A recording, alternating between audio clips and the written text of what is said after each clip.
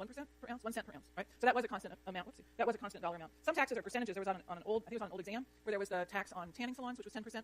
So here, let me draw a picture. So here's the initial supply curve, supply 1. I'm going to draw something and erase it and then draw something else. If we had a tax that was like a 10% tax, then the two supply curves wouldn't be parallel. It would be like this, so that 10% is a smaller dollar amount at some prices than at low prices than it is at high prices. It doesn't change the analysis any to make it realistic and use a percentage tax instead of a dollar tax. The basic bottom line of what we're doing is the same, even if we use a simple example of a constant dollar tax. And so that's why nearly all of the examples that you did were fixed dollar amount taxes. Okay, so let's see. We start with some demand curve D1. We start with some supply curve S1. We start with some initial price P1. I just made those things at 90-degree angles to each other. I'm going to erase my demand curve. Oops, come on, there I am. I'm going to draw a new demand curve. The way that I drew those when I started was my supply and demand curves were perpendicular to each other. There was a 90-degree angle between them. And what that means is if they have that 90-degree angle between them, I'm going to wind up with the burden of the tax equally shared. So I want to change it. I'm going to make my demand curve relatively flat. Maybe not that flat. So if however you drew it is fine. You're going to wind up maybe with a little different conclusion than I do. There we go, demand 1. Okay, so now suppose there's some tax that's put, I need a quantity. Quantity's not important enough for the story. There's some tax that's put in place. The tax is going to be collected by the seller and sent off to the government. In terms of who bears the burden of the tax, the mechanics of the tax don't matter. Whether that tax is collected by the seller and sent off to the government by the seller, or whether that's a tax that you as the buyer have to pay directly. Either way, the end result of the burden of the tax is going to be the same. That drops out of geometry. There's like angle side angle things going on here that make the burden of the tax the same whether we're shifting demand or shifting supply. I'm not going to review geometry. Not doing that. So let's assume that these taxes are remitted to the government by the seller. If the seller has to send $1 off to the government for each unit of the output that it sells, that increases their cost by $1. And so it takes and shifts the supply curve up by the amount of the tax. And so this vertical distance between the two supply curves is the amount of the tax. The goal here is to draw them parallel if you have a constant dollar amount of the tax. So if it's a $1 tax, those two lines are going to be parallel. If it's 10%, they're not going to be parallel. But that's why I usually did it as a constant dollar amount. If you go on and take 100A, you'll do these kinds of things again. You'll do them with equations. You won't have constant dollar taxes. They'll get a little more complicated. Everything you've seen in graphs this semester in Econ 1, if you go on to take 100A, you do them again, but with equations and calculus and all that sort of fun stuff. I heard that. All right. Ideally, the seller would love to pass the whole amount of the tax on to the buyers, but the seller faces there's a downward sloping demand curve in this market. And remember, we did this on the problem set with both perfect competition, actually we did it with perfect competition monopoly and monopolistic competition, and wound up with similar substantive results if different numerical results. The seller would love to pass the entire tax on to the buyers, but downward sloping demand curve can't. The only way the seller can pass the entire tax on to the buyer is if there's a perfectly vertical demand curve, which is to say if demand is perfectly inelastic. In that case, the price of the product would go up by the full amount of the tax, and the buyer would be paying 100% of the tax. Absent perfectly inelastic demand, the tax is going to be shared between the buyer and the seller, which is to say the price the buyer pays is going to go up, and the price the seller gets to keep is going to go down. They're both being impacted by the tax. So here the price goes up to P2, and then because these two supply curves are parallel, if I want to find P2 minus the tax, which is the amount that the seller gets to keep after they send that tax money off to the government, I can just drop straight down vertically from the intersection P2, Q2, and then I'll dash that over, and that's P2 minus the tax. So the buyer's burden is how much, I'm going to draw a little arrow, is how much the price goes up as a percent, and divide that by the tax. And so let me give some made-up examples. Suppose the price P1 had been $4, and the price P2 had been $4.40, and this is a tax of $1.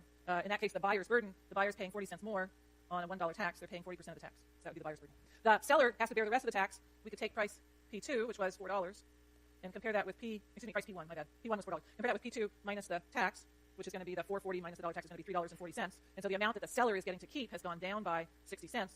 Compare that with the tax of $1. In this case, your seller's bearing a burden of 60% of the tax. The flatter the demand curve, the more of the burden of the tax is going to have to be borne by the seller, because consumers aren't willing to pay very much more. So the more elastic demand is, the harder it is for sellers to pass taxes on to the consumers, because the consumers will just walk away. And so any additional tax gets borne disproportionately by the sellers when there is a relatively flat demand curve, that is to say when there's relatively elastic demand. If instead I had drawn this picture, if I had a really steep demand curve here, so if I had really inelastic demand, the price would have gone up a lot. The buyers would have borne the burden of the tax, because the buyers are willing to pay a lot more than they're currently paying and not walk away. And so then the seller is able to pass on a lot of the burden of the tax. So with inelastic demand, the buyer bears the burden of the tax. So out of order, here comes my slide about elasticity. I guess I should move it earlier because I've already talked about elasticity. We can talk about elasticity of anything with regard to anything. It's a word that economists like to use. You'll hear it used by economists in a whole lot of different contexts. We talked primarily about price elasticity of demand. And that was the concept I was referring to just now when I was talking both about consumer surplus and also about the burden of the tax. The elasticity of anything is the percentage change of whatever we're talking about divided by the percentage change of whatever's causing things to move around. And so with the price elasticity of demand, it's the percentage change in quantity demanded divided by the percentage change in price. Quantity demanded divided by the percentage change in price. Income elasticity of demand is the percentage change in quantity demanded divided by the percentage change in income. Cross-price elasticity, that's when you've got complements or substitutes, and so that's the percentage change in quantity demanded divided by the percentage change in the price of the substitute or complement. So if the price of gasoline goes down by a lot, 25%, what does that do to the demand for automobiles? So that's a cross-price elasticity. Price elasticity of supply is the percentage change in quantity supplied divided by the percentage change in price.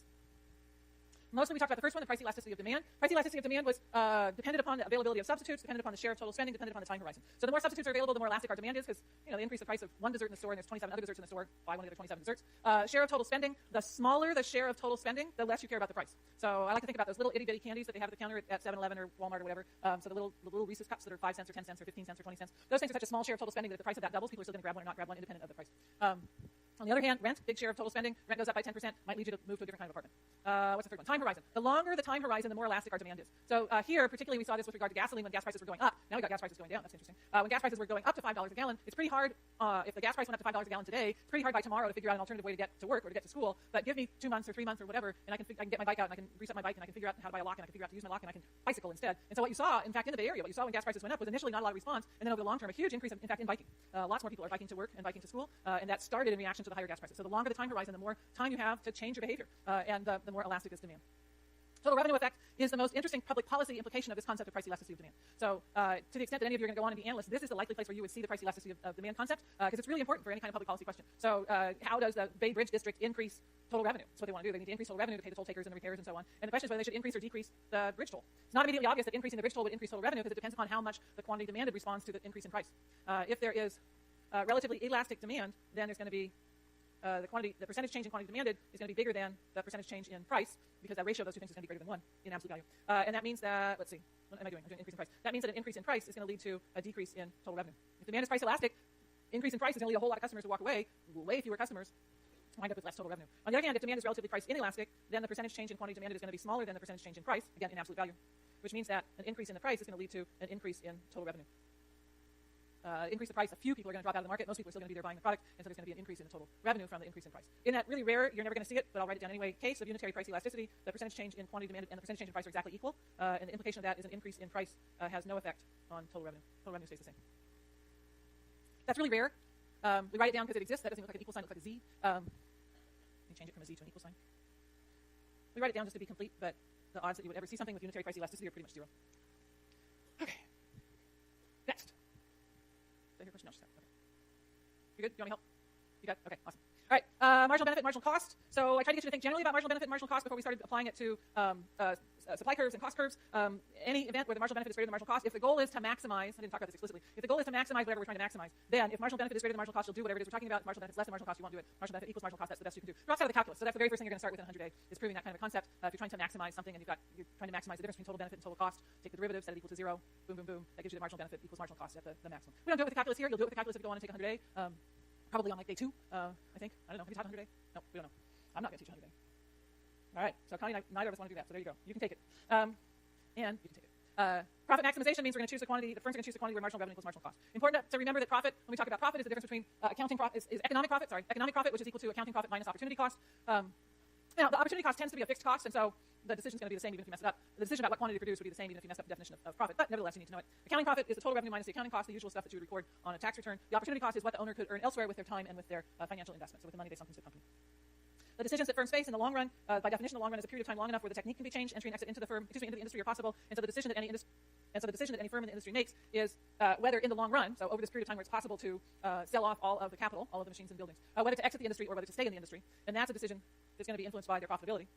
And then in the short run, the technique is fixed. So in the short run, the technique is fixed, or sometimes we also say the amount of capital is fixed. So capital is fixed. In the short run, capital can change. That can vary in the long run. Entry and exit into the industry or out of the industry are impossible in the short run. It's just not enough time to sell off all the equipment and get out of whatever leases and other contracts the firm has gotten itself into. And so for a firm that's planning to exit in the long run, the decision they face in the short run is whether to produce or shut down. So the story I told you here was think about some family-owned business. The long-run decision is to come home and over dinner, my parents would have these conversations. These are conversations where you go in your room and you close the door because there's a lot of stress going on in the dining room. But nevertheless, around the dining room table is this conversation about whether, look, we're not making enough money. I could make more if we just sold the business and I went and worked for somebody else. That's economic profit less than 0. So it's not their accounting profit is less than 0. They're just not making as much money as they could if they were working for somebody else. So I think we should sell the business. If the decision is to sell the business, that's a long-run decision because it takes time to sell off the business. The next decision after that one's made, so that's the hard decision. And so now we're at 10 o'clock and you're like turning the music up in your room because the stress from the dining room is just way more than you can handle. And so then the 10 o'clock at night decision after this conversation at the dining room table for the last 4 hours is what do we do tomorrow morning? We get Junior off to school, and then what? Do we go back to bed? Do we go down and open up the store? What are we going to do tomorrow morning? That's the short run decision. Do we open up the shop tomorrow, given that we've decided to exit in the long run? So the exit versus stay in the industry decision is whether or not profit is greater than or less than 0. If profit is equal to 0, flip a coin, it doesn't really matter. The produce versus shutdown decision is for a business that has decided they're going to exit in the long run because they're earning negative profit. So this is already, there's no question about profit. This is already a firm that's earning negative profit. The question is, can they cover their cost of operation, the variable cost of operation, by opening tomorrow? If so, if they can cover their variable costs, they're going to open. If they can't even cover their variable costs, they're going to not open. They're going to shut down immediately and just incur the fixed costs until they can figure out how to sell everything off. So they're going to produce. If the price, is that visible? Yeah. If the price that they're going to be able to sell things for is greater than the variable cost, they're going to produce because they'll be able to pay all the costs of producing and selling on that particular day, plus pay down some of the fixed costs. If the price that they could sell things for is less than the variable cost, so they can't even cover the cost of being open that day, then they're going to shut down immediately. They're going to send you off to school. You're going to tell all your friends you had the most stressful night of your life the night before, because your parents were in the living room having this really stressful conversation. And then they're going to send you off to school, and they're going to shut the door and pull the shades down and go back to bed and whatever. So the price is less than the variable cost. If they're planning to stay in business, what did I say here? If they're planning to stay in business and they're not shutting down, then the question is how much to produce. So now we're to the question about marginal cost and marginal revenue. All right, law of diminishing returns. The law of diminishing returns is the reason that the marginal cost curve slopes up. Question here in the middle. If you're at that weird point where price equals variable cost, once again, flip a coin. So anytime you're at one of those equal points, then we say you're indifferent between the two decisions, so it doesn't really matter. Yeah. Law of diminishing returns, that's why the marginal cost curve slopes up. The law of diminishing returns says that as the quantity of the variable input, which is typically labor, increases, the marginal product decreases. So every time you add workers to a firm, you get more output, so the marginal product is positive, but the additional output from the 12th worker is smaller than the additional output from the 11th worker, which was smaller than the additional output from the 10th worker, and so on. Think of that as a ratio, so the change in output for the change in workers. And the change in output gets smaller and smaller and smaller every time you add additional workers. Take that ratio and flip it over. If the ratio is getting smaller and smaller and smaller as you go along, and then you flip it over, the reciprocal is going to get bigger and bigger and bigger as you go along. The implication of the law of diminishing returns here is if you want to increase the amount of output by some constant amount, so instead of increasing the worker by a constant amount, increase the amount of output by a constant amount, it's going to take ever more labor. So increasing output from 10 to 20 units might take, I don't want to make these numbers off the top of my head. Increasing output from 10 to 20 units might take 2 additional workers. Increasing from 20 to 30 units of output might take 3 additional workers. Increasing from 30 to 40 might take 4 additional workers, and 40 to 50 might take 5 additional workers, and so on. So to increase output by some constant amount is going to require an increasing quantity of labor, and that's why we get a marginal cost curve that increases as MC. That increases as we move to the right in terms of quantity. Profit max. Let's see it. The profit maximization rule, again, choose the quantity where marginal revenue equals the marginal cost. That profit maximization rule is always true. It's independent of what kind of industrial organization we're talking about, be it perfect competition, monopolistic competition, monopoly, or oligopoly. It dropped out of the calculus that you'll learn if you take 100A. So it's always true. What the market structure, that is monopoly, monopolistic competition, perfect competition, etc., what that determines is what's the shape of the demand in the marginal revenue curves. So with perfect competition, so here's perfect competition, we've got some price that was determined in the market, and I'm going to put stuff that's measured in dollars on the vertical axis and quantity on the horizontal. And so in perfect competition, this is the firm. There's going to be a perfectly horizontal marginal revenue curve. The marginal cost curve, regardless of the type of industry, is going to be upward sloping. It's upward sloping because of the previous slide, law of diminishing returns. The average total cost curve comes down. Let me draw one where I have profit. I'm going to bring my average total cost curve down below the marginal revenue curve, so I have some profit to show you. It's going to hit its minimum at the place where it crosses the marginal cost curve. And the place where marginal cost and marginal revenue intersect, that determines the profit maximizing quantity. To figure out how much profit this firm is earning, we go up from the quantity until we hit the average total cost curve. Dash that over, so that's the average total cost at, I'll call it Q star. At Q star, the distance P minus Q, the distance between, the distance between the price and the average total cost, and then multiply that by the quantity. Well, that's just the area of this rectangle bounded by the price on the top and the average total cost on the bottom. The area of that rectangle equals the amount of profit the firm's earning. Okay, I'll start right there on Wednesday. Thank you much. Have a good day. If you're at the protest tonight, be safe. Since I'm not going to get a chance to Wednesday, I just wanted to thank you for the semester. Oh, you're welcome. Sorry, still mic. I would have had the opportunity to